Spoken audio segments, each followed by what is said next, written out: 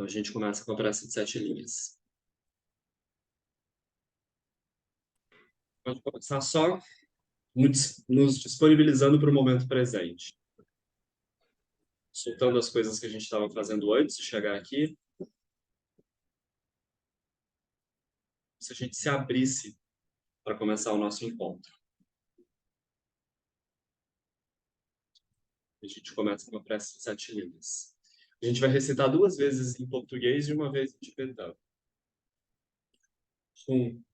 Na fronteira noroeste do país de origem, no coração de pólen de uma flor de lótus, você obteve o mais excelente e maravilhoso Cid. Renomado como aquele que nasceu do lótus, você está cercado por um vasto séquito de daquines. Enquanto pratico, seguindo seus passos, rogo que se aproxime para conceder suas bênçãos. Ó Gurupema, conceda-me os Cids. Na fronteira noroeste do país de origem, no coração de pólen de uma flor de lótus, você obteve o mais excelente e maravilhoso Cid. Renomado como aquele que nasceu do lótus, você está cercado por um vasto séquito de daquines. Enquanto pratico, seguindo seus passos, rogo que se aproxime para conceder suas bênçãos. Ó Gurupema, conceda-me os Cids.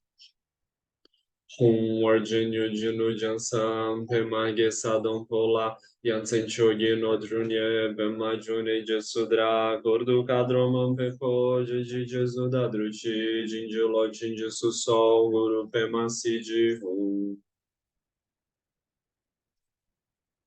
No Buda, no Dharma e na excelente Assembleia da Sangha, até que alcance a iluminação, neles eu tomo refúgio.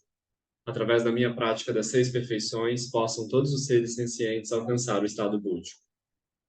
No Buda, no Dharma e na excelente Assembleia da Sangha, até que alcance a iluminação, neles eu tomo refúgio.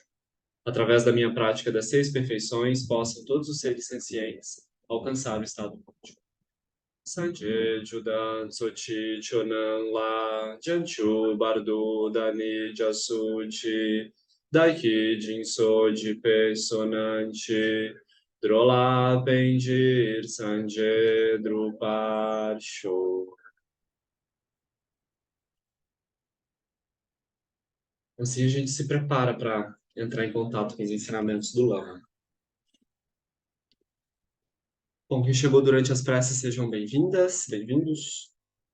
Eu acho que do último encontro, o elemento principal assim que a gente estudou foi esse conceito de dukkha, né? Conceito de a gente tem uma palavra só no budismo para felicidade e sofrimento, felicidade condicionada e sofrimento, né?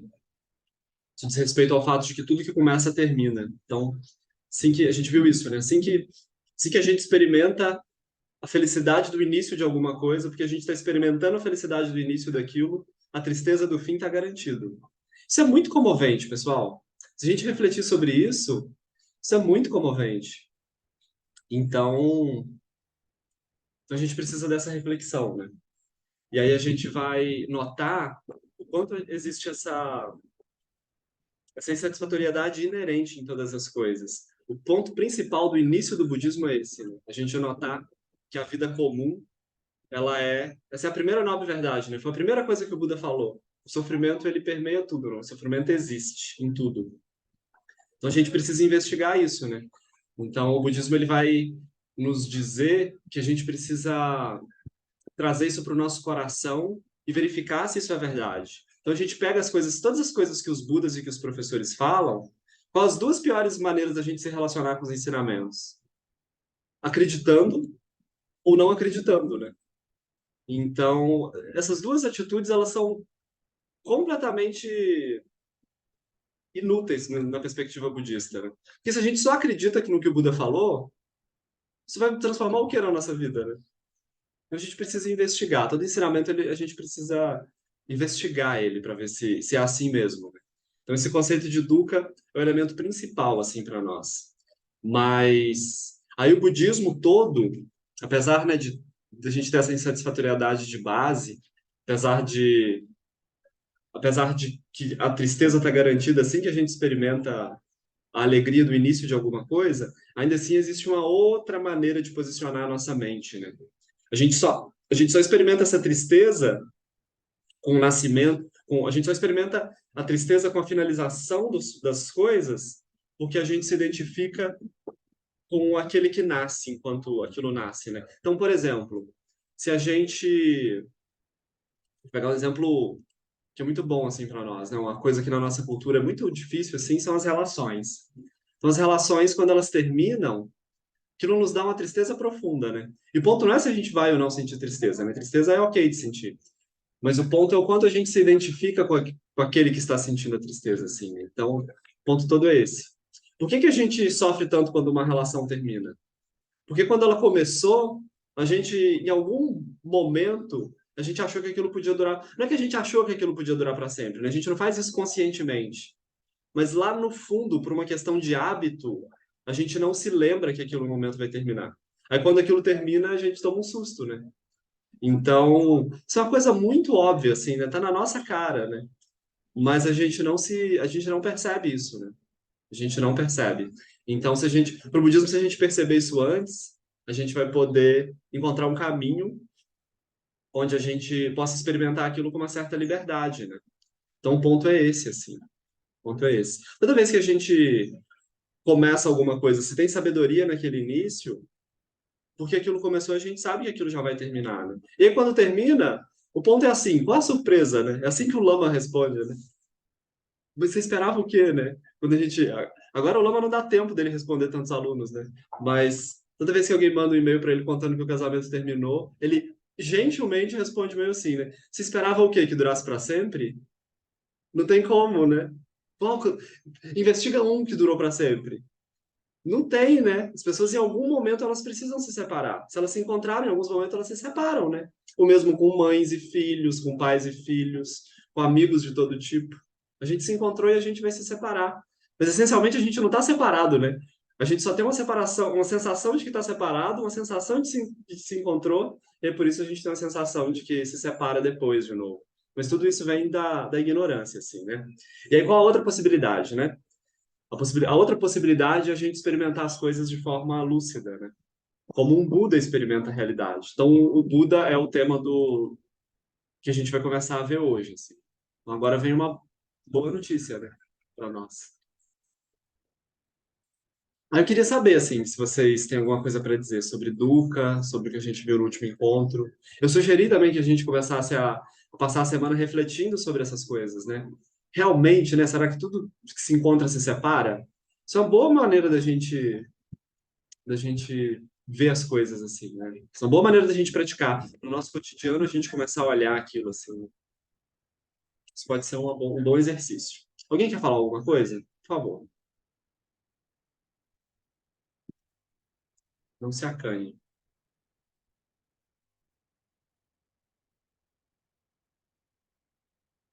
Ah, qual? Pode falar.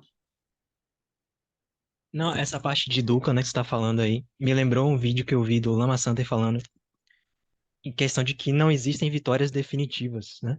A gente, não é pra gente pensar que... não é pra gente pensar que existem vitórias definitivas. Seria justamente por causa dessa questão de Dukkha, né? De dar, por exemplo, a gente tem uma alegria, a gente tem uma alegria, por exemplo, de conseguir um emprego, né? Em uma área, tem uma alegria, mas aí depois tem um sofrimento também correspondente a você se identificar, né, com aquele emprego, no caso, né, digamos assim, né, tipo, você tem uma alegria de ser aquilo, mas como a vida é cheia de altos e baixos, né, como você tem que sustentar aquela identidade, você vai passar por momentos difíceis e momentos alegres também, né? Então, essa questão que ele falou de não pegar nada como se fosse uma vitória definitiva, tá ligada a Dukkha, né? Seria isso? Tô É certo? isso mesmo, exatamente. Isso é Dukkha, exatamente. Uma vez eu fui ver um casamento que a Monja Koi estava conduzindo. Aí eu achei tão bonito que aí ela fez o casamento e ela fez as pessoas fazerem aquele voto. Não era exatamente como fazem no voto cristão, não eram as mesmas palavras, mas a essência era a mesma, né? De vou te amar e respeitar, essas coisas assim, né? Mas tinha umas diferenças nas frases, assim. A frase ficou mais politicamente bonita, assim, né? E aí, quando as pessoas terminaram de fazer aquele voto, ela mandou as pessoas fazerem, os dois, fazerem outro voto, de que elas iam se separar com aquele mesmo amor, quando isso fosse acontecer. Eu achei aquilo super bonito, assim, né? Que a gente não para pra pensar nisso, né? Então a gente pode se preparar já, assim, para ser bons ex-funcionários, para ser bons ex-maridos, ex-esposas, né? Assim, porque a gente, né? Quando a gente se encontra, aquilo é lindo, assim, né? Quando tá tudo, quando deu um match, assim, né? Mas e no momento da gente se despedir, né? Em algum momento isso chega. Então isso é um ponto super importante. O Lama, ele brinca que a gente deveria treinar mais para ser bons ex do que bons atuais. Ele fala, porque quantos ex você tem? Ele brinca assim, né? Você tem muito mais ex do que atual você tem um, assim, né? Depender da configuração da relação. Tem um, dois, três, sei lá, né? Mas ex tem muitos, né? Então é melhor a gente aprender a ser bons ex, assim. Exatamente isso, Arthur. Nenhuma, e nenhuma derrota definitiva também, né? Então o Duca, ele é uma boa e ele é uma má notícia, né? Porque o grande sofrimento é assim, quando a gente está numa fase boa de dukkha, as coisas são todas cíclicas, né? Isso é representado dentro do budismo como um ciclo infinito, assim. Quando as coisas estão numa fase boa, a gente quer frear a roda, quando as coisas estão na fase ruim, a gente quer acelerá-la logo, né? Mas essas coisas, elas têm uma transitoriedade natural, assim. E a gente pode operar para fora dessa visão de transitoriedade, assim, né? O ponto é esse. Por exemplo, eu vejo o futebol. Aqui eu fico de cara com o campo de futebol, né? E aí, às vezes, eu tô na parada e eu realmente assisto os jogos, né? Só que eu consigo me divertir tanto quanto um time tá ganhando, quanto o outro time tá ganhando. Por quê? Porque eu não tenho nenhuma identificação com um time nem com o outro, né? Só que as pessoas que estão dentro do jogo, não, né? Se um time ganha, elas ficam felizes. Se o time perde, elas ficam tristes. Então, é meio que a gente, né? Se eu me identifico muito com o Paulo, quando as coisas estão indo bem pro Paulo, eu fico bem. Quando as coisas estão indo mal pro Paulo, eu fico mal. Mas se a minha consciência está para além de Paulo, tá tudo, né? Né? Melhor que eu fique bem. Então a gente se cuida para ficar bem. Mas quando as coisas não saem como a gente espera, tudo bem também, né? Qual a diferença faz do. Isso é muito louco, que a gente. Eu penso nisso às vezes. Qual a diferença faz numa bola passar entre duas barreiras e uma rede? Qual diferença isso faz para eles toda do mundo, né? Toda do mundo. É muito interessante, né? Mas isso só acontece por causa daquela identificação. Então, a mesma coisa pra gente, assim, né? Eu tenho uma amiga que ela ficou muito tempo casada, e aí quando ela separou do marido, a gente saiu para conversar. E aí ela me falou assim, eu fiquei um tempo triste, e aí depois eu percebi que eu estava feliz. E aí eu fiquei sem entender no começo, quando ela falou, depois ela me disse, ai amiga, meu casamento foi bom enquanto durou. Então assim, eu fui muito feliz por um tempo, e depois quando a gente percebeu que não era mais aquilo, a gente entendeu que a gente podia também ser feliz de outra forma. Então, a gente se separou. Eu achei aquilo tão bonito. Achei uma maturidade de lidar com os sentimentos e de entender que as coisas são, né, são boas e são ruins também. Faz parte do contexto. É isso mesmo. Tinha uma pessoa, uma amiga, que estava passando por um processo de divórcio. Foi um divórcio muito difícil, assim, né? E aí ela falou que eles estavam na coisa de tentativa de negociação entre as duas partes, assim, né? E aí o advogado do marido, o advogado dela meio que se conheciam, tinha uma coisa meio assim, né? E aí eles estavam lá numa reunião super tensa, assim, para decidir aquilo. Finalmente chegaram a uma conclusão, né? E aí ela falou que pegou o negócio de divórcio para assinar, o marido pegou também para assinar, e aí ficou aquele silêncio na sala, assim, né? Aí meio que enquanto eles liam, o advogado perguntou pro outro, tipo, você vai para onde depois daqui? Falou, ah, vou passar em tal lugar. Ah, vamos pegar uma carona e a gente almoça. Tipo, como se nada tivesse acontecendo, os dois marcando de almoçar depois, né? Aí ela falou que na hora ela se ligou, falou, nossa, isso é muita coisa para mim e para ele, né? Mas, tipo, essencialmente não tem nada acontecendo, né? Isso deve ser o sei lá, 10º divórcio que acontece aqui dentro dessa sala nesse dia, né? Então, isso é muito assustador, assim, né? A gente coloca um peso naquilo, mas várias coisas, né? A gente passa, um pouco depois a gente se liga, né? Gente, por que eu dei tanta importância para isso, né? É só porque a gente estava muito identificado com aquilo, né? E tem coisa que a gente não quer soltar com relação, isso é muito comum, né? A gente não quer soltar, né? A gente fica achando que não vai dar conta de o que eu vou fazer, né? E é ruim a relação, mas a gente ainda não desagarra. Aí quando a gente solta, aquilo é um alívio, né? A gente fala, nossa, por que eu não soltei isso antes, assim, né? A gente vai ver, era só apego, né? Isso é muito doido, assim. Mas o ponto é esse. Então hoje a gente vai ver uma abordagem um pouco mais positiva, assim, né, para introduzir o budismo. Então o subtítulo é Buda. Outra apresentação do budismo pode ser de forma positiva, melhor, né? Aí, assim, não é que seja melhor, né? Mas mais fácil para nós. Mas em alguns momentos a gente vai precisar de outra. Então, cada uma dessas abordagens, ela se complementa. Em vez de começar com o sofrimento de dukkha, explicamos o budismo através da palavra Buda. O que é Buda? A natureza completamente liberta dos hábitos, dos condicionamentos grosseiros e sutis. Como sabemos que somos presos a tais comportamentos? Basta olharmos para uma caixa de doces. Pensamos, muita gordura, muito açúcar, isso não faz bem. Mas, ainda assim, percebemos que os doces seguem nos atraindo, independentemente das nossas convicções e tratados médicos a respeito, ou de sabermos por experiência própria que doces nos deixam enjoados após comermos alguns a mais.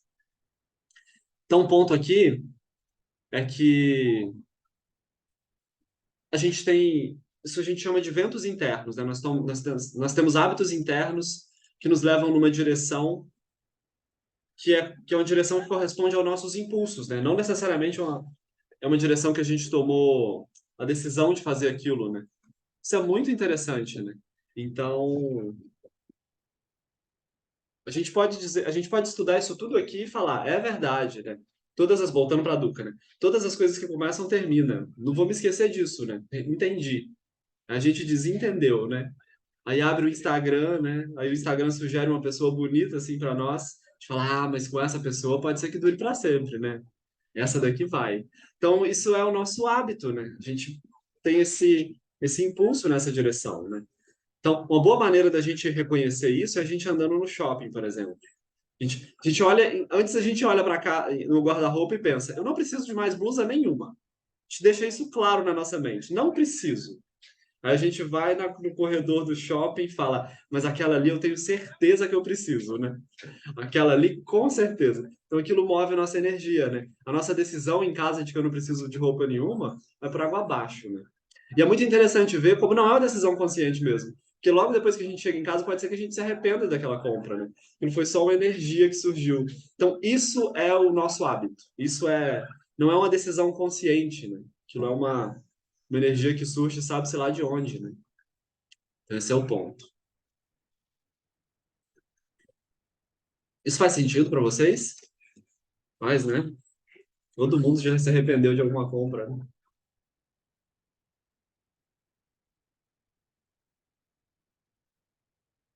Então, cada vez que decidimos não mais fazer alguma coisa, dizer não a algo, existe uma região onde surgem os impulsos que parece não ser afetada pelas decisões. Podemos dizer não ao cigarro, ao álcool, ao videogame, mas essas coisas seguem nos atraindo. Cigarro, para mim, é a maior prova disso, assim. Não tem benefício nenhum naquilo, né? Ninguém. Todo mundo é inteligente, né? Todo mundo sabe que não tem nada de bom naquilo. Mas ainda assim, aquilo por hábito, né? E segue pegando. Tem uma questão química também, né? Então, podemos dizer não à inveja, ao desejo apego, ao cansaço, à ganância, à raiva ou ao orgulho. Mas parece que tudo continua funcionando da mesma forma, apesar da nossa decisão. Algumas vezes brinco que Charles Bronson é meu mestre. Faço o teste lembrando: lamas não podem matar. Daí, põe uma fita no vídeo, coloco uma estatuazinha do Buda sobre a TV e fico rezando durante o filme. Mas 10 minutos depois surge o impulso. Mata logo, mata, vai. Por isso, Charles Bronson é um mestre. Ele aponta a violência oculta, mas presente. Aponta a fragilidade latente. Isso quer dizer que temos emoções perturbadoras. Então, isso quer dizer que temos emoções perturbadoras. Então, descobrimos o sentido de uma palavra muito importante: karma. Porque se estudamos a liberação, temos que estudar o processo oposto, o aprisionamento, que chamamos de karma. Então, o que nos afasta da nossa natureza de Buda? O karma. A gente poderia muito bem sentar no meio da vitrine, no meio do corredor de vitrine do Salvador Shopping e deixar nossa mente descansar no seu estado natural, livre de qualquer apego. Não é por falta de. A gente pode acreditar assim, não, mas eu preciso de uma roupa para ficar bem, né? Aí tudo bem, a gente tem um guarda-roupa cheio de roupa, né? Se a gente tivesse precisando de roupa para ficar bem, a gente saberia que a gente tem o nosso guarda-roupa com roupas o suficiente e a gente ficaria bem na frente de uma vitrine, não ficaria? Mas não, a gente não fica. Quando a gente fica na frente da vitrine, a gente quer outra roupa e não aquela que a gente tem. Só que aí a gente compra aquela outra e não é ela ainda, né? É a próxima. Então, isso é o karma. Isso é o que nos afasta da nossa natureza, da nossa natureza de satisfação natural, né? Isso é um impulso de procurar fora, né? Esse é o ponto, assim. Isso é uma boa maneira da gente começar a entender o que é karma, né? Que é uma coisa muito prática, né? E aí é importante lembrar também que, por exemplo, do desejo, aqui ele coloca desejo e apego como a mesma coisa, né? Eu acho que eu cheguei a falar isso no último encontro. Mas a diferença é assim: desejo é quando eu não tenho e apego é quando eu tenho. O impulso ele é o mesmo, a diferença é se o objeto está comigo ou está longe de mim. Quando está longe de mim é desejo, quando está comigo é apego. Mas a aflição ela é a mesma, né? Aqui a gente acha que desejo é uma coisa boa, né? Mas para o budismo, desejo nunca. A gente usa essa energia do desejo para ir numa direção. Então, o desejo ele nos move, né? Mas o desejo mesmo ele é uma inquietação. Quando a gente está com desejo por alguma coisa, a gente não está relaxado, né? Nossa mente ela não está descansando em paz. Ela está precisando daquilo, assim, né? Então, o desejo ele é considerado uma aflição mental. Desejo, a raiva, todas as emoções. No livro que eu tava lendo, Paulo, do Tina Han, me lembrou essa parte, né, do karma, no caso. Ele tava falando, é o livro A Arte do Poder. Ele falou que, né, os ensinamentos de Buda poderiam ser resumidos em é, trazer o benefício, a pessoa procurar trazer benefícios aos outros, não trazer malefícios e treinar propriamente. Ele falava mais ou menos assim. Aí, essas duas primeiras partes, a gente sabe, né? Todo mundo inteligente sabe que a gente não deveria causar o mal a ninguém, né? E trazer o bem. A gente sabe disso. Mas a gente, né? Pelo karma, como o Lama fala, né? Às vezes brota os impulsos e a gente vai em uma direção oposta do que a gente deveria fazer, né? Que era trazer o bem. Aí a gente acaba tentando, vendo a gente fazendo o mal, no caso, né? Por quê? Porque a gente não tem essa mente treinada, no caso, né? Aí me veio veio essa questão, né, do texto que o Lama tá falando. Como a gente não tem a mente treinada, a gente vai seguir na direção do karma, né? Que ele deu o exemplo do livro, ou do filme, né? Que ele botou, tá assistindo o filme e surgiu aquele impulso de violência, né? Matar, no caso, né? Aí eu lembrei dessa parte, acho interessante. É isso mesmo. Uma boa maneira da gente entender o karma também, assim, a gente pode estar aqui agora estudando sobre como desenvolver paz, sobre a importância de não matar, sobre a importância de proteger a vida. Aí passa uma barata na nossa frente, né? Aquele estudo vai por água abaixo, né? A gente só procura o primeiro chinelo perto. Isso é karma também, né? Isso é um impulso kármico. Tem outras pessoas que olham a barata e pensam: será que essa é a mamãe ou será que essa é a filhinha? Deixa eu proteger, né? Tem quem pense assim. Tem o Marcos Aquino, um amigo muito querido, ele conduz algumas viagens para o Nepal, né? E aí ele falou que da última, pro Nepal e para a Índia. Ele falou que da última vez que ele foi lá, eles foram visitar uma caverna um monastério de meditação, assim, um local meio isolado. Eles foram na tenda de meditação de um monge e tinha muita cobra no local. E aí ele falou que as cobras, o monge avisou assim, se vocês têm medo das cobras, vocês tomem cuidado, que elas sabem que vocês têm medo dela, e aí elas, segundo o monge, elas entendem aquele medo, tipo, quando alguém com medo tá com medo perto delas, elas entendem aquilo como uma possibilidade de agressão. A pessoa ela tá tensa ali, né? E aí o monge falou, se você quiser andar entre elas sem que elas te ataquem, você precisa estar completamente pacífico e relaxado, assim. E aí ele tem fotos do monge andando. Ele só toma cuidado para não pisar nelas e anda como se nada estivesse acontecendo, assim. Ele não tem nenhum impulso kármico de matar as cobras, por exemplo. Isso é muito comovente. E com as baratas também, né? Tem várias pessoas que. Eu não tenho impulso de matar as baratas mais, mas já tive também, muito. Eu não gosto ainda, né? Mas eu não quero matar elas, assim. Tenho facilidade de recolher e colocá-las num local adequado. O Eric é um professor budista também, né? Ele que dá esse conselho, assim, né? De quando a gente vê uma barata, às vezes isso não é o primeiro pensamento é mata, né? Aí ele fala, pode ser o segundo pensamento que vier à sua mente, faz essa pergunta, será que ela é a mamãe ou será que ela é a filhinha? Que aí isso já muda, né? Isso já te coloca num outro lugar, assim, né? Aí ele fala, depois, se acontecer de você matar, pergunta, né? Quem vai sentir saudade dela? É a filha dela ou é a mãe dela, né? Aí você já vai colocando ela em outro lugar. Que a gente não considera os sentimentos da barata, né? Isso é karma. Isso é karma. Um Buda considera, né? Isso não quer dizer que ele não mata, né? Às vezes vai, né? Se a gente tiver um restaurante, precisar fazer uma detetização, a gente faz o que é necessário, né? Mas o ponto é como é que a nossa mente está posicionada.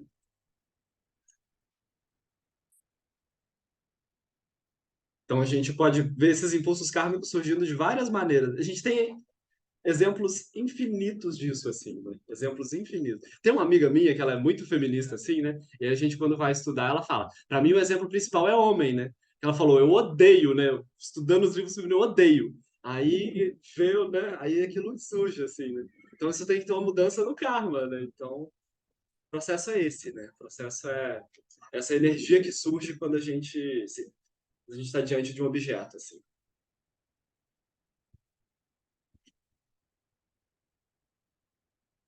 É bom encontrar exemplos pessoais para nós, assim, sabe? Tipo, de notar isso, assim. Então, com doce, por exemplo, né? Às vezes tem gente que não consegue, que não pode comer doce. Aí sabe que é melhor não comer, mas tem um impulso kármico que vai naquela direção, assim, né? Então isso é muito comovente.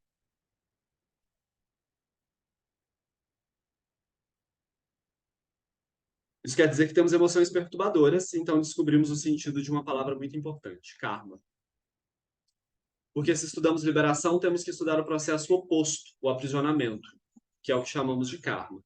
Então, o contrário de descansar na natureza de Buda, deixar nossa mente descansar no seu estado natural, é ficar preso aos processos de karma. É isso que nos impede de experimentar felicidade, né? Ao observar as grandes poesias e músicas, vemos que são sempre sobre nossos impulsos. Abre aspas. Eu não deveria fazer tais coisas, mas elas são mais fortes. São sempre sobre dukkha. E há duas correntes opostas. Aqueles 5 minutos valeram a pena e não, aquilo nunca mais. O custo é demasiado. Então, a gente está sempre entre essas duas coisas, né? Por que esses poemas, músicas e ficções nos atraem? Tipo, sertanejo universitário é só isso, assim, né? Se a gente quiser estudar karma, vai estudar sertanejo universitário, assim. A gente vê ali a manifestação perfeita. Então, por que isso nos atrai? Por que vivenciamos aquilo? Por que aquela energia percorre nossas veias? Isso acontece porque estamos presos no mesmo tipo de situação mental. Então, quando falamos do Buda, inevitavelmente temos que falar de karma. Estamos inevitavelmente presos no mesmo tipo de situação descrita na música ou no romance. Então, isso é muito curioso, porque a produção cultural artística, ela revela a maneira como a gente se relaciona com as coisas, né? Então, isso é muito curioso. Isso é muito curioso. Se a gente parar para olhar, por exemplo, há um tempo atrás a gente tinha essa coisa do amor romântico muito mais forte do que agora. A gente já começou a problematizar isso, né? E, enfim, pensar em novas maneiras de se relacionar e tudo. Mas essa coisa do amor romântico era muito pesado. Então, a maioria das músicas, por exemplo, das coisas que a gente tem produzidas, são sobre isso só, né? Então, isso vai sempre revelando o nosso karma, assim, né? E aí agora a gente já tem músicas que falam sobre outras coisas, né? Sobre outras maneiras de se relacionar. Então isso vai mostrando que isso vai se liberando um pouquinho, assim. Isso vai se modificando. Mas isso é uma boa maneira da gente olhar para como as coisas funcionam. E a gente se identifica com aquilo, né? Muito bonito de ver. Às vezes, quando a gente termina uma relação, o que a gente precisa é ouvir uma música triste, né? Se sentir compreendido, assim, por aquela música, né? Aquilo consola mesmo, né? A gente fala, ai, tem mais alguém que sente como eu, né? Não tô sozinho nessa. Eu brinco, assim, que do último namoro que terminaram comigo, né? A minha maior alegria foi que um amigo meu passou pela mesma situação, mais ou menos da mesma época. Aí a gente chorava junto, assim, né? Então, você ter companhia, né, para viver o luto é muito maravilhoso. alguém que te entenda, né?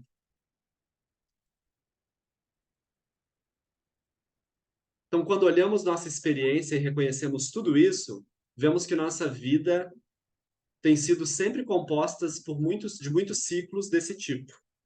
E, de novo, voltamos àquele mesmo lugar. Por que fui atropelado? Por que ela me deixou? Por que sempre faço tudo errado?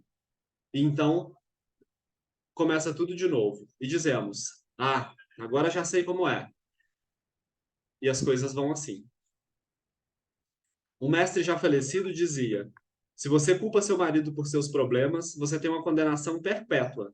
Os próximos vão ter a mesma cara, os mesmos problemas do primeiro. Com namoradas é assim também. Podemos resumir este processo em uma palavra: karma. É um processo muito sutil. Não é uma lei que nos condena. Se fosse assim, não existiria a palavra Buda. Buda não é o ser, não é uma pessoa. Buda é a condição de libertação de todos esses impulsos. O Buda Shakyamuni disse: não acreditem no que eu digo, testem por si próprios. Os ensinamentos não devem ser vistos como uma verdade a ser aceita.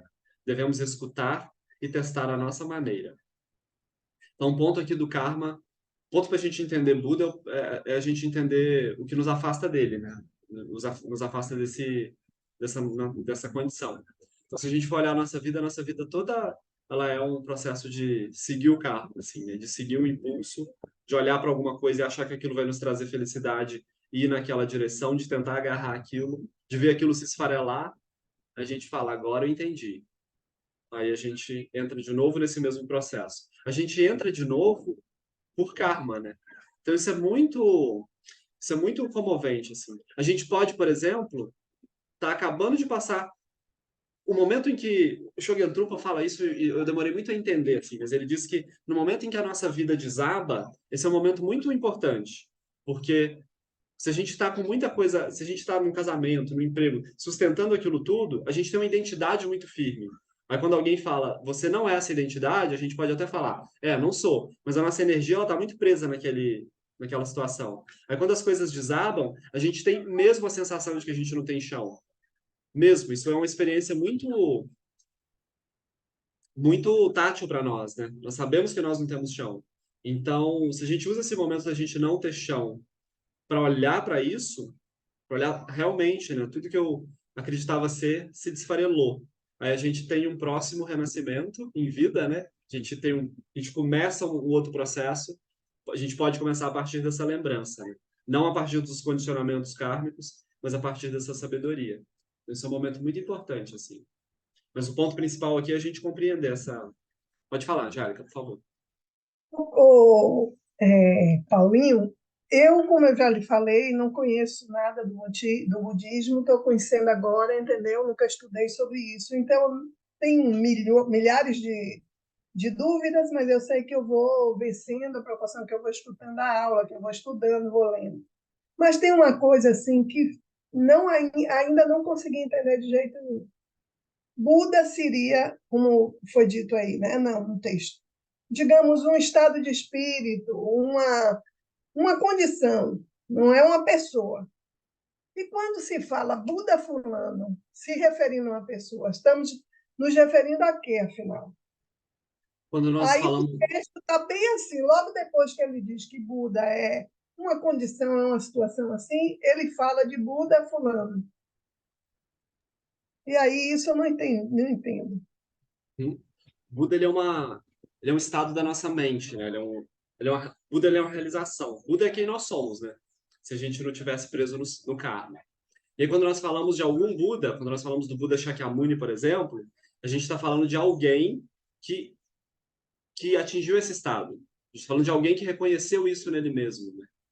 Então, nós temos alguns Budas, mas esses Budas, eles não são diferentes de nós. Eles só reconheceram isso, assim, né? É como se a gente tivesse, assim... Fernando, pode falar, querido. É muito interessante essa questão, porque me ocorre que tem a ver com o fato de que a gente depende muito de máscaras e de personas, né?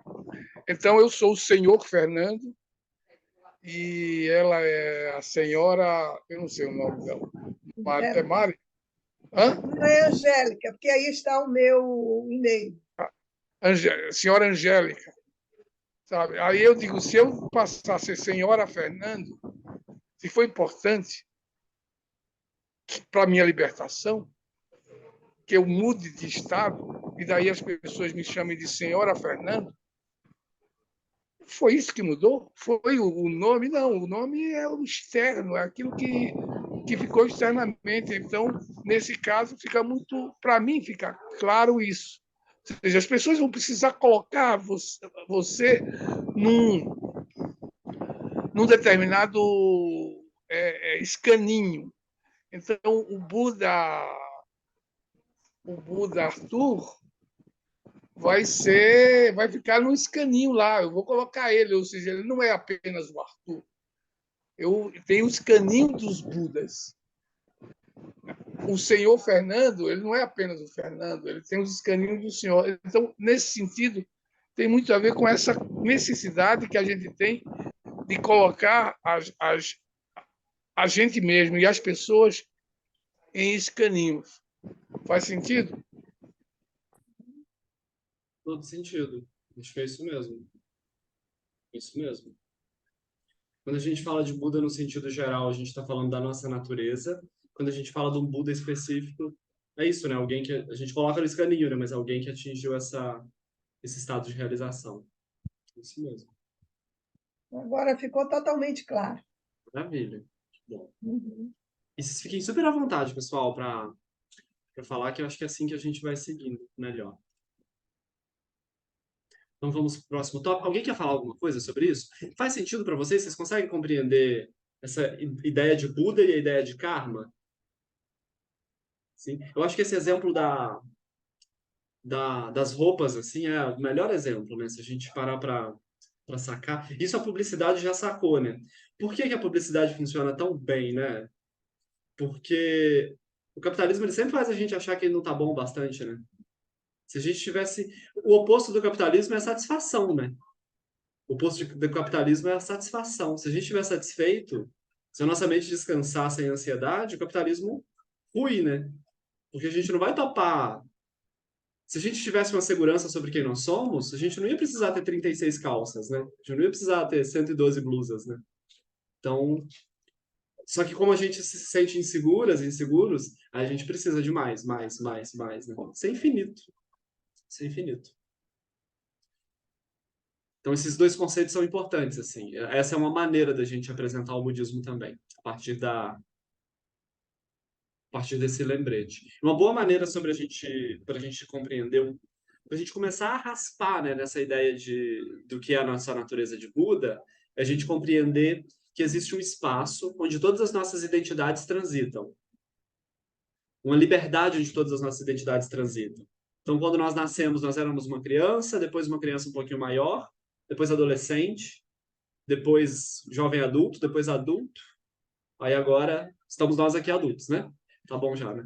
Então, o que que muda desde o nascimento até agora? Muita coisa, né?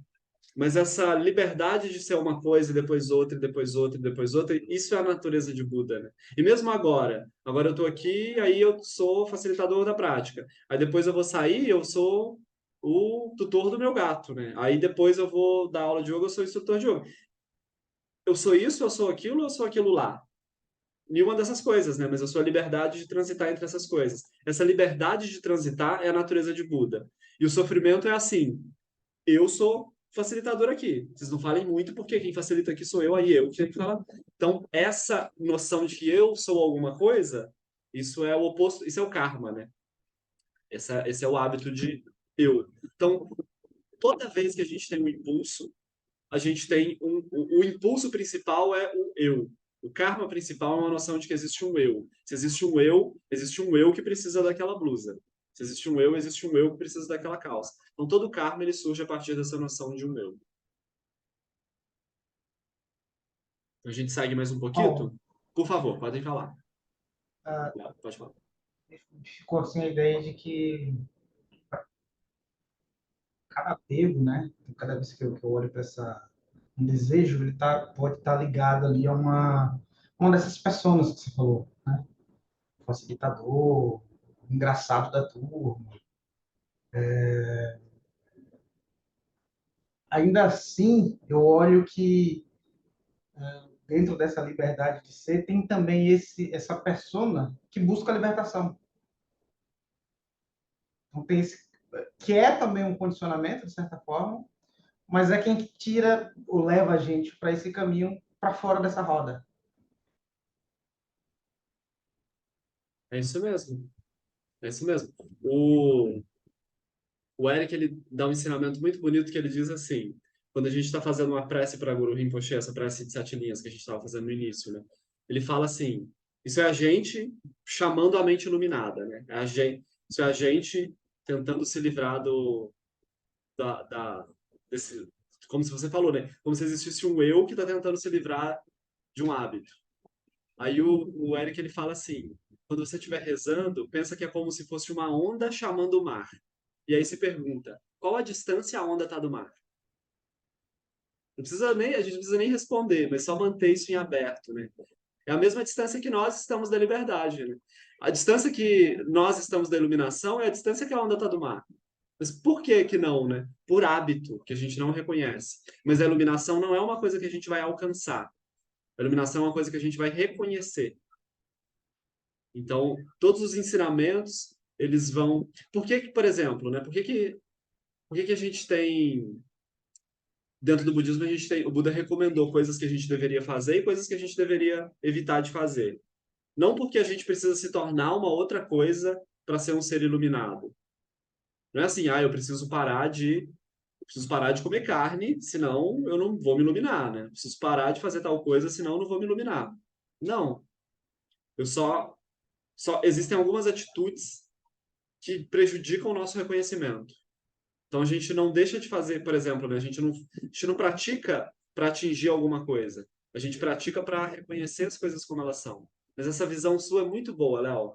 A gente tem uma falsa noção de que existe um eu percorrendo um caminho na direção da iluminação, né? Mas isso não faz o menor sentido, assim. Isso faz faz um sentido relativo, né? Então, dentro do budismo, nós temos duas realidades. Nós temos a realidade relativa e a realidade absoluta. Na realidade absoluta não existe um eu e não existe um outro. Mas na realidade relativa a gente experimenta eu e outro, né? Então, a gente se coloca nesse processo de forma ilusória mesmo. Então, essa noção é muito boa. Essa persona que busca a iluminação, ela é ilusória também, né? A gente vai vendo isso mais pra frente também. Então, vamos mais um pouquinho? A gente vai para ensinamentos. Quem está com o livro físico? Fernando, pode falar. Eu não sei se você levantou a mão de novo ou se estava levantado. Mas pode falar.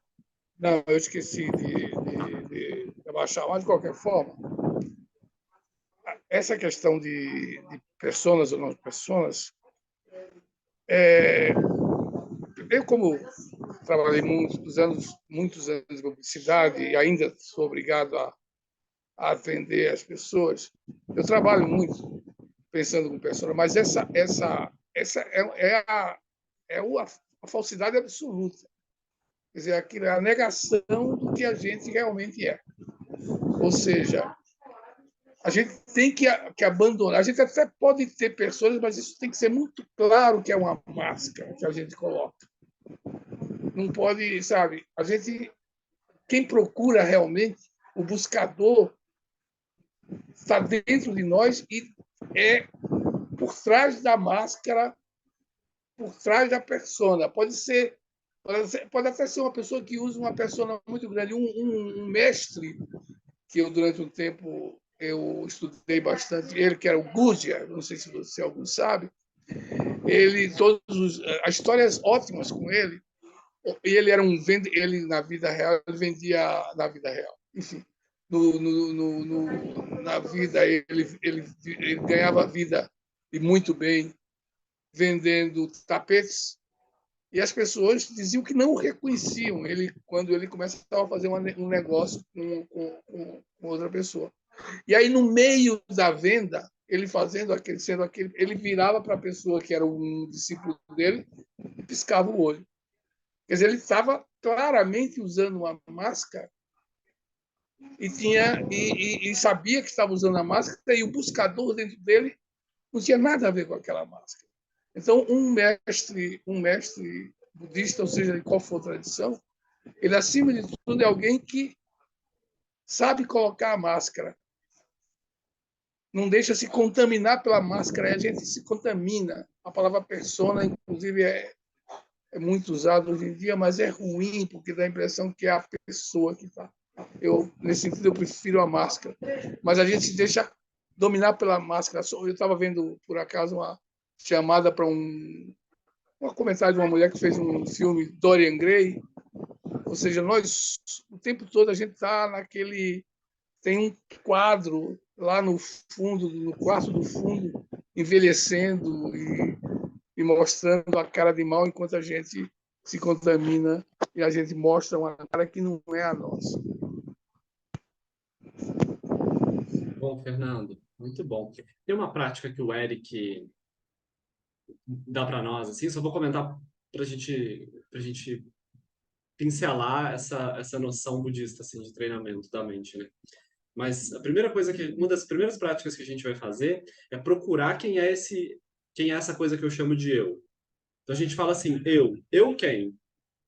O que é isso que eu chamo de eu, né? São minhas emoções? É o meu corpo? Se eu sou o meu corpo, eu sou esse corpo de agora, daí 30 anos esse corpo vai ser outro, né? Ainda assim vai ser eu? Ou eu sou minhas opiniões e minhas ideias? Porque há 2 anos atrás eu tinha outras opiniões e outras ideias. Então era um outro eu e um eu agora. Então a gente vai procurando e a gente vai vendo que esse eu ele não tem uma base. Tudo que eu chamo de eu não sou eu. O eu ele é um agregado de coisas que não são eu. O eu ele é um agregado de coisas que não sou eu. Então, qual é o que sou eu, né? Então, o ponto é que a gente não acha, né? A gente procura e não acha. O Eric falou que na nossa vida cotidiana mesmo, né? Toda vez que a gente falasse o eu, a gente deveria internamente perguntar, eu quem? Então, tipo assim, sugeriu que a gente fizesse isso, né? A gente chega na cafeteria e fala, eu gostaria de um café. É assim que a gente pede o café, espera a moça sair, né? E a gente pergunta, tipo, quem tá querendo um café? Quem é esse eu que quer um café? A gente olha para trás, né?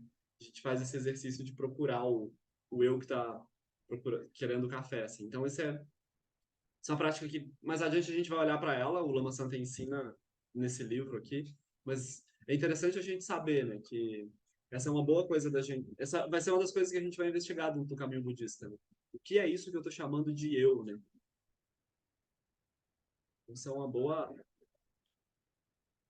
reflexão desde já. Vamos seguir só mais um pouquinho aqui no livro. Então agora ele vai falar dos ensinamentos. Alguém mais quer falar alguma coisa antes da gente seguir? Então tá.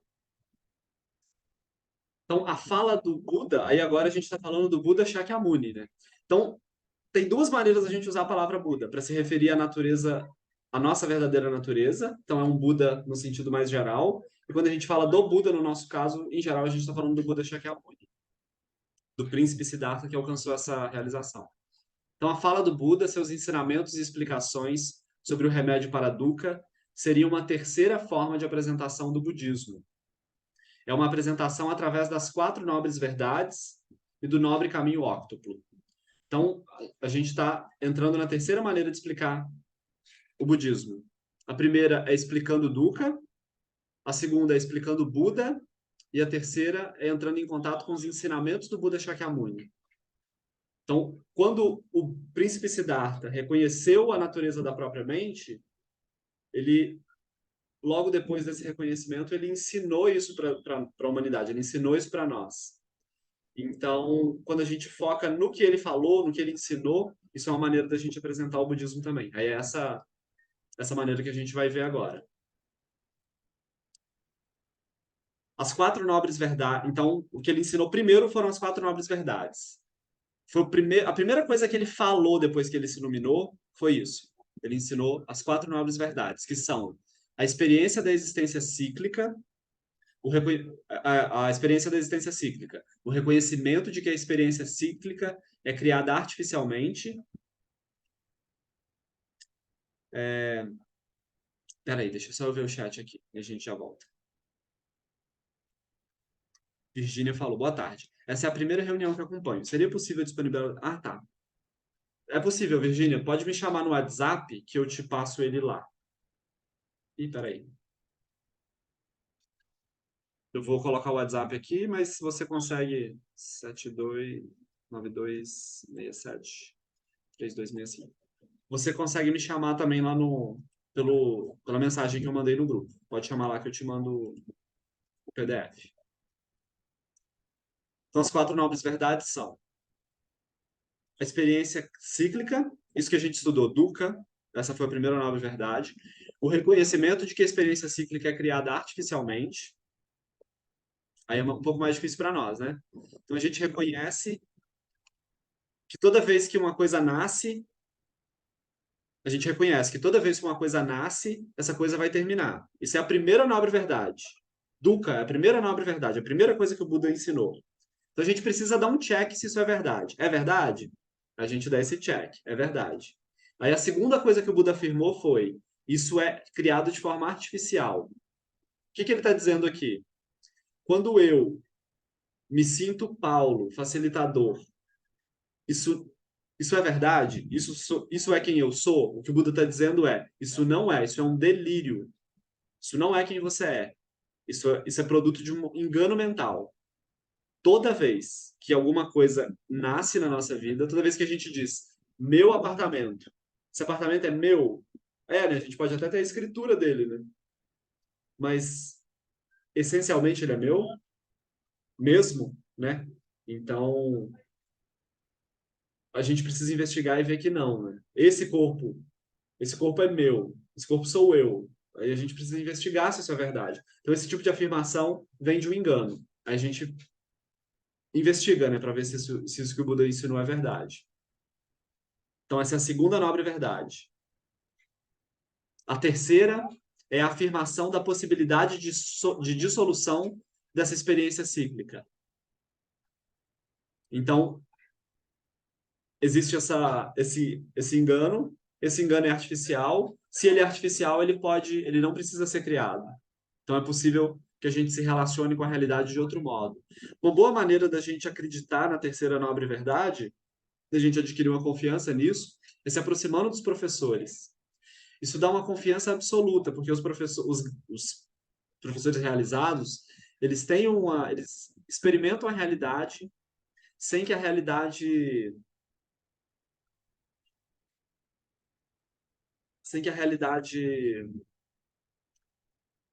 arraste ele, né?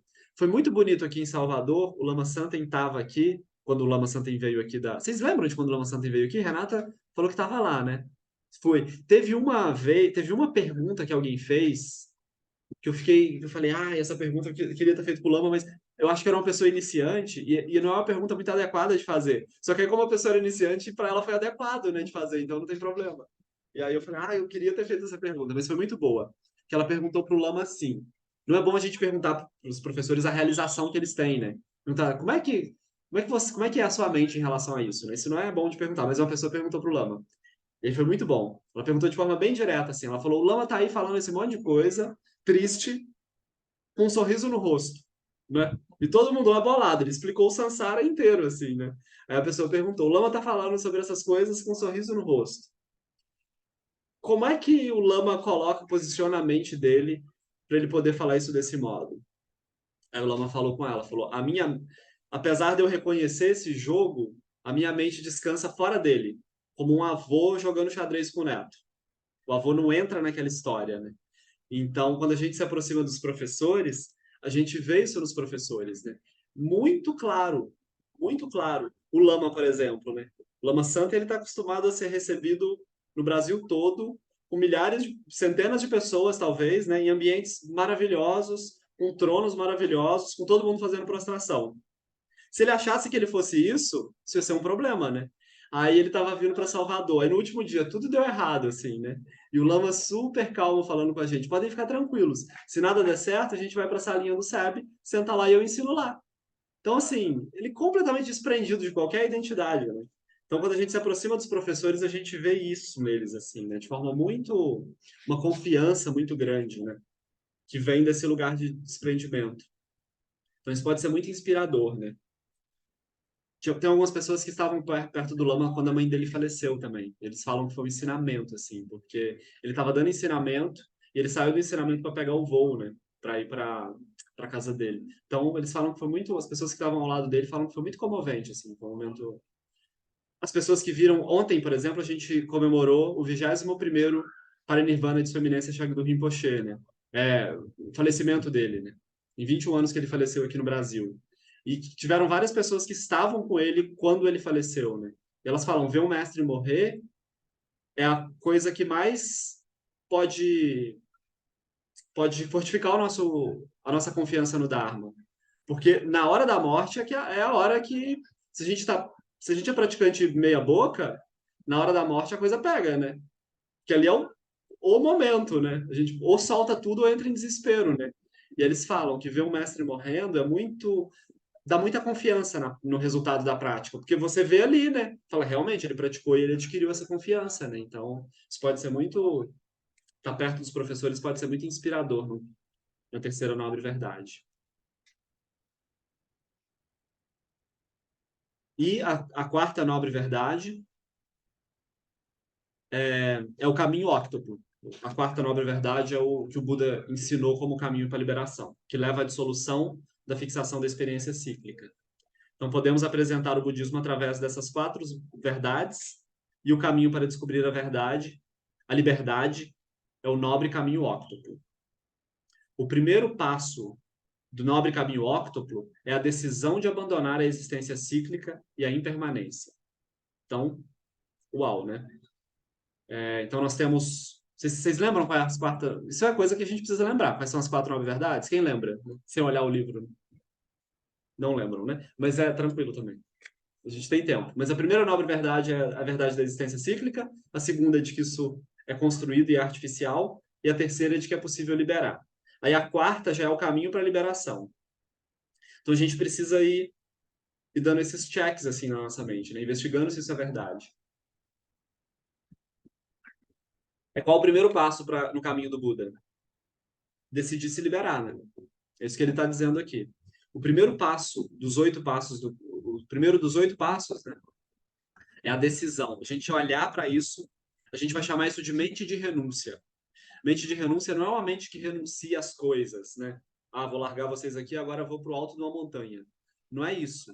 A mente de renúncia, ela é uma mente que renuncia à ideia de que as coisas podem nos trazer felicidade permanente. É isso que a mente renuncia. Então, o primeiro passo para o caminho budista é desistir de que as coisas vão nos trazer felicidade. Isso não quer dizer que a gente não vai deixar de participar das coisas e fazer as coisas, né? Mas aí depois a gente vai ver que a gente muda a nossa motivação. Que a nossa motivação é assim: a gente trabalha, a gente se relaciona para que as coisas nos tragam satisfação, né? Então, se uma relação deixa de trazer satisfação, porque como assim, né? Eu investi tanto tempo nisso, né? Como é que agora você descobriu outra pessoa, né, mais bonita que eu? Então, a gente tem essa aposta de que as coisas podem nos trazer felicidade. Então, a primeira coisa é o reconhecimento de que isso não vai funcionar. Não, e a gente precisa investigar, né? Isso está funcionando para alguém? Isso já funcionou para mim? A gente precisa ir atrás disso, assim, né? A gente precisa ver que tipo de... Como é que isso funciona, assim, né? Até desenvolver essa confiança, né? Até desenvolver essa mente, que vai continuar fazendo tudo como sempre fez, né? Vai continuar... A gente não vai mudar de vida, né? A gente não vai largar as pessoas que estão ao nosso redor. Só que a gente vai ver que, enfim, elas também estão procurando felicidade igual nós, né? Elas não estão dentro do mesmo processo que a gente. Não tem como aquilo durar para sempre. Então, o primeiro ponto é esse: a gente desenvolver essa decisão de cansei agora, né? Vou fazer outra coisa. Minha mente ela vai se relacionar com as coisas de outro modo. O primeiro ponto é esse. Faz sentido para vocês esse primeiro passo como uma decisão? Isso é uma decisão que a gente precisa tomar internamente, assim. No caso, a gente continua fazendo as mesmas coisas, só que tipo, a gente não vai colocar a fonte da felicidade nisso, não é isso, Paulo? Essa é a ideia. Isso, isso. Porque, essencialmente, casamento, trabalho, eles são fontes de prática para nós, né? Se a gente souber usar. Mas vão ser fonte de profunda aflição se a gente esperar que eles nos façam felizes, né? Eles não têm esse poder. Mesmo que as coisas.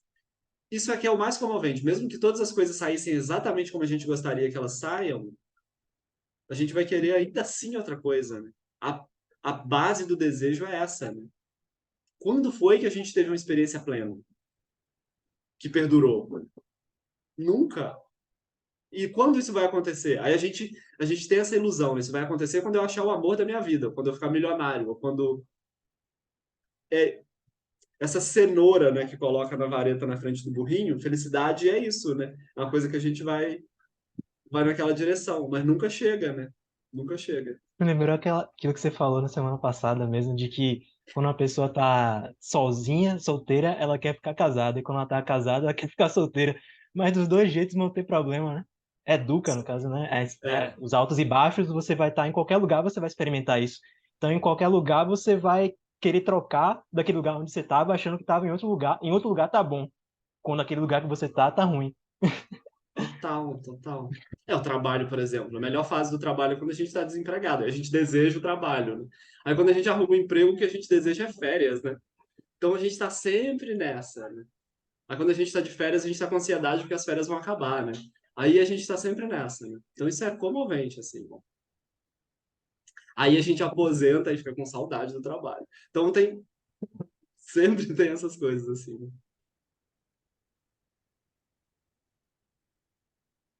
Então o primeiro passo é a gente ver isso e amadurecer, né?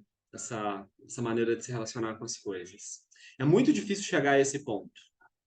A maior parte do tempo, estamos preocupados em ganhar jogos. Significaria dizer a um gremista que, se abandonasse o time, não sofreria mais. A pessoa diria: se eu abandonar o Grêmio, não sou mais eu. E aí? Vou desaparecer. A primeira etapa é muito difícil. É como saltar de um abismo. Parece haver um grande sofrimento. Se temos coragem para ultrapassar este obstáculo aparente em nossa. Se temos a coragem para ultrapassar esse obstáculo aparente, nossa vida muda por completo.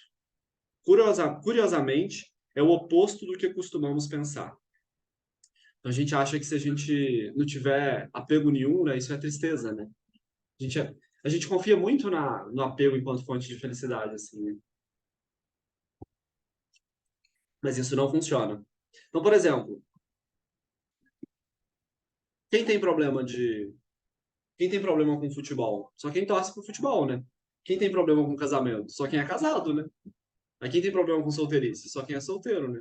Então, reconhecer isso e abandonar essa ideia de que aquilo vai poder que aquilo vai nos trazer felicidade é o primeiro passo. Mas isso é muito difícil, como o Lama de Santen disse. Em geral, a gente está tentando ganhar o jogo, né?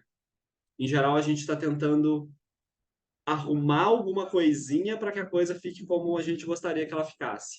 O Dzongzar Arquette Rinpoche explica de uma forma muito didática, que ele fala assim: tentar organizar a nossa vida para nos fazer para a gente ser feliz, né, dentro desse escopo do samsara, é como tentar empilhar 3 morangos.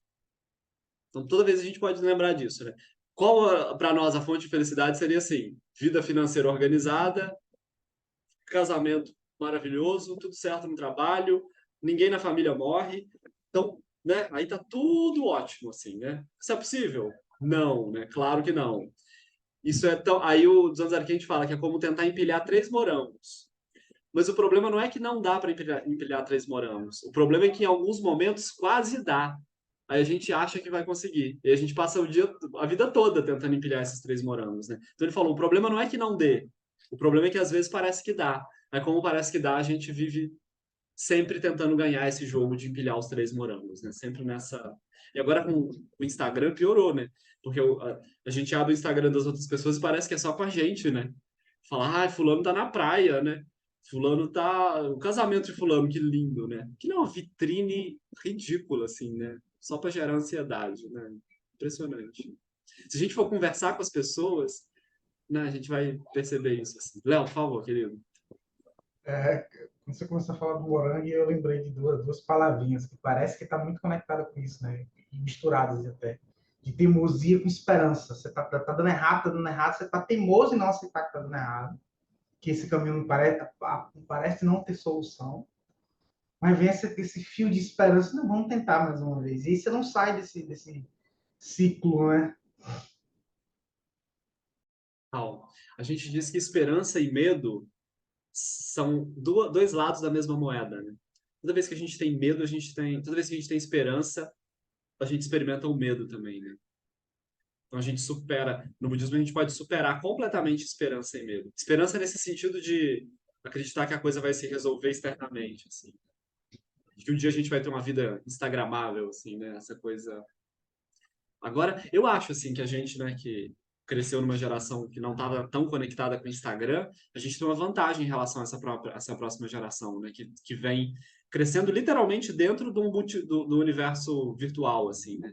Porque eu vejo os adolescentes de agora, assim, é um nível de ansiedade, de insegurança enorme, né? Porque eles mal veem uns aos outros, né? Eles veem pessoas com filtros, assim, né? Então, isso é comovente, né? Mas aí a gente, no budismo, é muito mais produtivo para nós se a gente se sentar assim em roda para conversar sobre as coisas que dão errado para nós, por exemplo. Não como, né, não como um grupo de pessimistas assim, mas a gente começa a ver que não é só com a gente, né? Porque às vezes, por exemplo, alguém que nos ama nos abandona e a gente tem a sensação de que a vida é injusta conosco, né? Só que se a gente for ouvir os outros, todo mundo passa por uma situação parecida, não é uma coisa pessoal, né? Isso acontece com todo mundo, né? Isso acontece com todo mundo. Isso é um movimento natural da vida.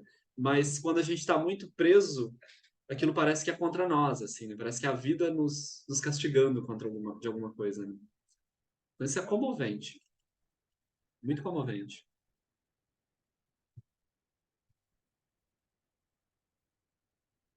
Então é muito difícil a gente abandonar essa expectativa, essa esperança, né? Apenas se liberarmos dessa, apenas se liberarmos nossa conexão com a roda da vida é que estamos livres de fato. Presos à roda, podemos querer reconhecimento, dinheiro, dúzia de CDs, buscamos essas coisas.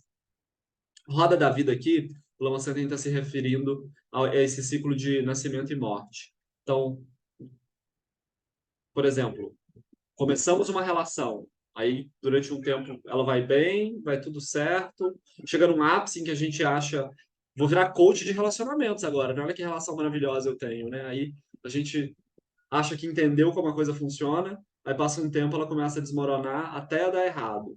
Aí novamente a gente começa o ciclo, né? Agora vai. Aí isso é a roda da vida, né? A gente vai sempre nesses ciclos de nascimento e morte. Então, quando a gente só há liberdade nessa liberação da roda da vida. Só há liberdade se a gente vai para além disso. Dentro disso, a gente ainda está. Quando a gente fala de liberdade, é muito comovente, que a gente acha que liberdade é a liberdade de seguir nossos impulsos, né? E para o budismo, seguir nossos impulsos é o que é a prisão, né? Então, um adolescente mesmo, né? O adolescente acha que ele é super livre quando meus pais não vão dar mais opinião sobre o que eu vou fazer. Eu posso fazer tudo. Bichinho, né? Aquilo é uma complicação. Provavelmente ele vai se lascar muito. E aí volta falando com o pai e com a mãe, né? Socorro, né? Então, aquilo não é liberdade nenhuma, né? Porque ele tá preso, ele não consegue decidir o que é melhor para ele, né? Ele tá preso dentro dos impulsos dele. Então, isso que a gente chama de liberdade não é liberdade nenhuma. Mas, para o budismo, a liberdade ela é a liberação desses desejos, né? A liberação dessa sensação de que alguma coisa nos falta, de que a gente vai precisar ir atrás de alguma coisa. Isso sim é liberdade. Então, é como falar com alguém que está torcendo por seu time num campeonato de futebol. A pessoa quer ser campeã da Libertadores, campeã do mundo. Ou, como naquele decalque muito engraçado que vi um dia, Grêmio campeão do planeta.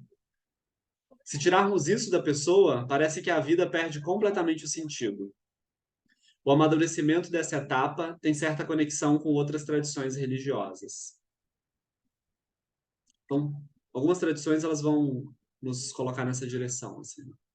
Então, se a pessoa realiza o segundo passo do caminho, do nobre caminho, ela se vê liberada dos 3 impulsos que produzem as ações negativas da mente: pensamentos heréticos, carência e aversão. Então, quando a gente, por exemplo, quando a gente libera essa sensação de que alguma coisa nos falta, de que a gente precisa de alguma coisa, a gente interrompe o fluxo da raiva, que o Lama Santen chama de aversão. A aversão, ela é o que surge antes da raiva. A aversão é o pano de fundo para a raiva surgir, né? O desejo e o apego, eles são pensamentos... O Lama Santen usa umas palavras estranhas, né? Pensamentos heréticos. Mas, essencialmente, são pensamentos que vêm dessa noção de que alguma coisa nos falta e que a gente precisa ir na direção de alguma coisa. Né? Então, essas 3 coisas se liberam quando a gente se libera desse fluxo.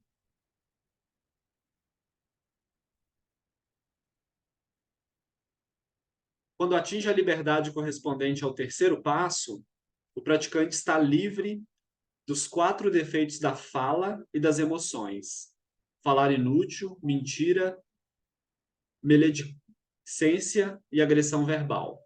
Então, a gente aqui já está no terceiro. A gente está vendo a apresentação do budismo através do nobre caminho de 8 passos. Nós estamos no terceiro. O primeiro deles é a decisão de sair desse ciclo. O segundo é o desenvolvimento o amadurecimento disso. E o terceiro, quando isso amadurece, a gente tem uma fala. A gente começa aqui a trabalhar com nossos karmas, né? Então, se é o nosso karma que nos afasta da natureza de Buda, quando a gente começa a trabalhar com o nosso karma, a gente começa a trabalhar com aquilo que nos afasta da nossa verdadeira natureza. Então, por exemplo, o Lama Santen ele vai apresentar aqui o terceiro passo. Então, o praticante está livre dos 4 defeitos da fala e das emoções: falar inútil, mentira, maledicância e agressão verbal. A gente evita de fazer essas coisas aqui no terceiro passo, não porque essas coisas são moralmente ruins, mas porque elas nos afastam do reconhecimento da nossa mente. Quando nós agredimos verbalmente alguém, por exemplo, essa agressão verbal, como não há um eu e um outro, essa agressão verbal ela é fruto da nossa ignorância.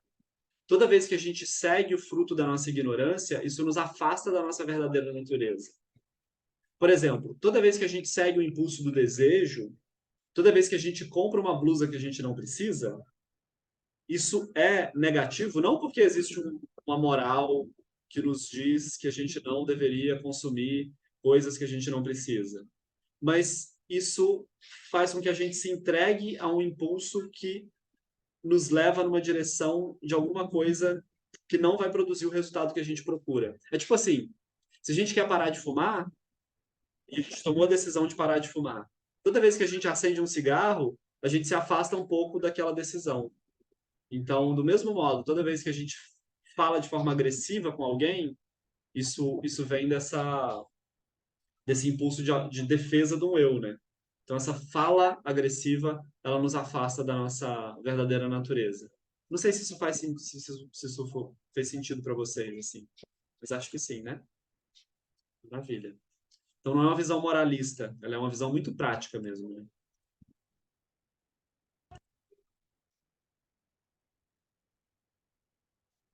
Quando atinge a realização do 4º passo, a pessoa liberta-se das 3 formas de manipulação de corpo e das identidades, que causa mal para si mesmo e para os outros.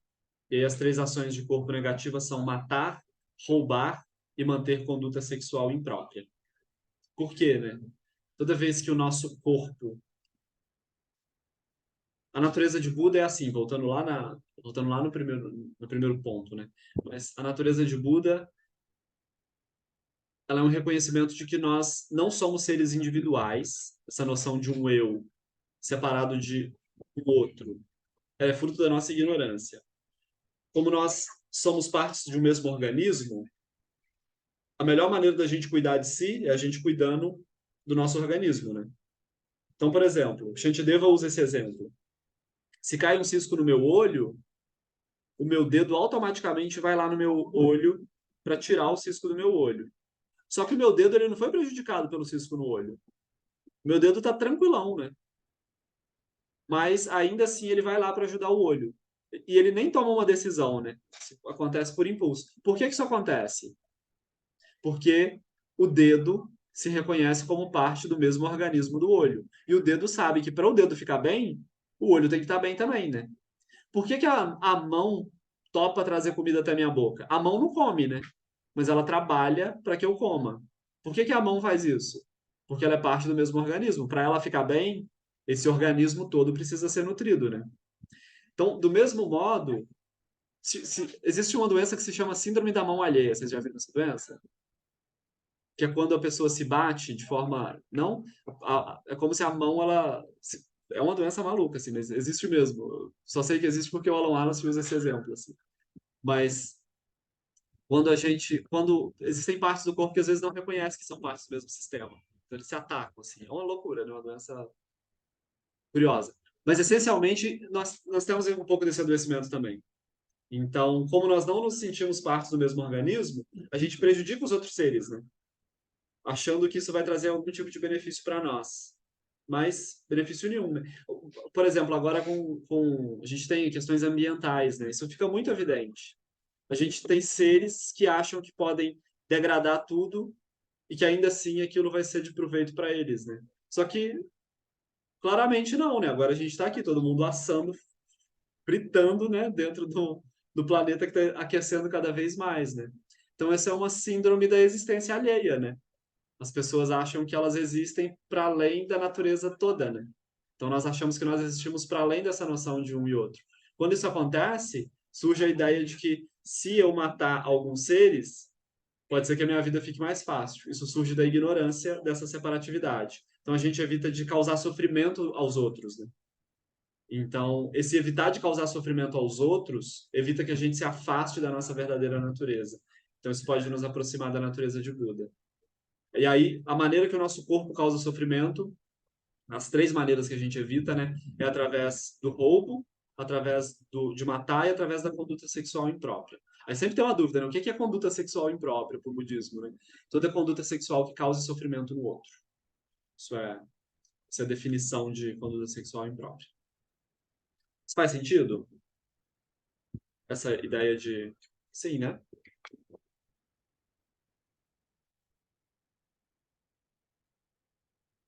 Eu acho que... já deu 18h30. A gente vai seguir, então, no próximo encontro. A gente parou no conduta sexual imprópria.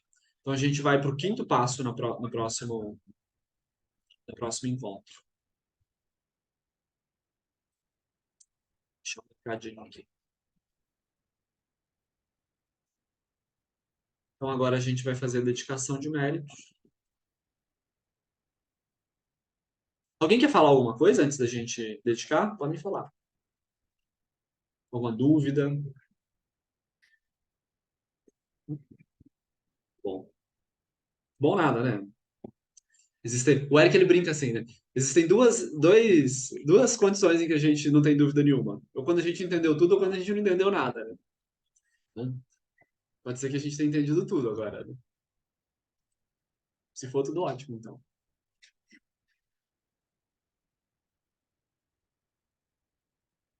Dedicação de méritos é esse reconhecimento de que o que a gente fez aqui ele pode gerar alguma coisa boa e a gente não guarda isso para nós. Então a gente oferece isso para todos os seres. É assim que a gente sempre finaliza um estudo ou uma prática budista.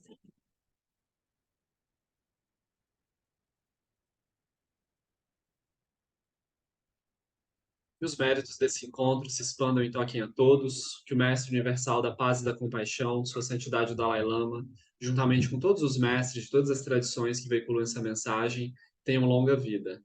Que todos estejam a salvo de gerar pensamentos negativos, o obstáculo mais destrutivo.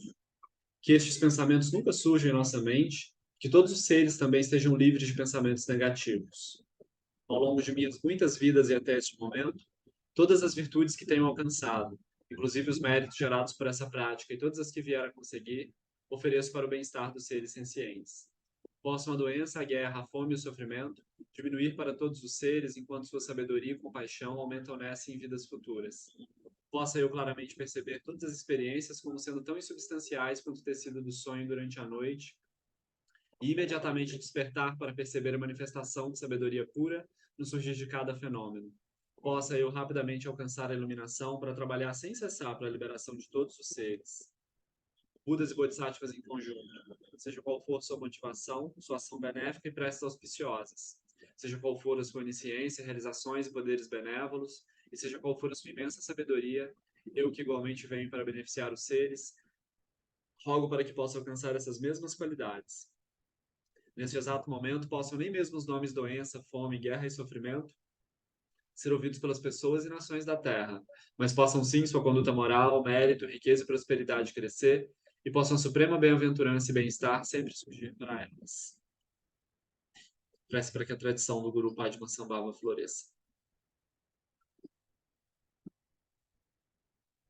Que a grande tradição do Abade Shantarakshita, do mestre Padmasambhava e do rei Tritson Deutsen possa florescer e permear os três reinos. Que a presença das três joias nunca se separe do fluxo mental dos seres, assegurando assim o sublime bem-estar através dos três tempos. Quem lon chosun ring luche zanlin sasun chat papel droju chosun nawadan midrang do sun gele show. Então a gente segue no próximo encontro. Eu acho que no próximo encontro a gente consegue finalizar essas apresentações do budismo e entrar na parte do budismo na vida cotidiana, que é uma parte